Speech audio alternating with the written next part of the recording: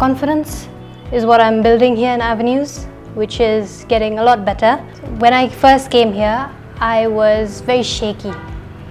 But here on the 15th day, I was breakdancing in front of everyone. So I can say I've gotten a lot better. I think adaptability suits this classroom more because it's a new experience here.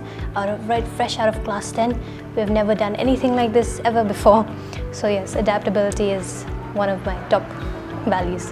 Thanks to Avenues, a little bit more confidence was added into socializing and interacting with people, and I feel less anxious, less tense when talking to new people.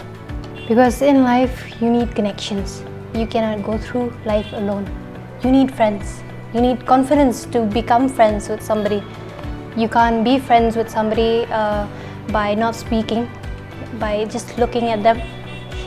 You can't do that. You need to talk to people. You need to interact with them.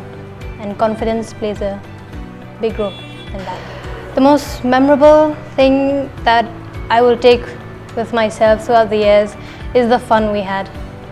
The friendships made here. It builds respect for others and also confidence in socializing with others.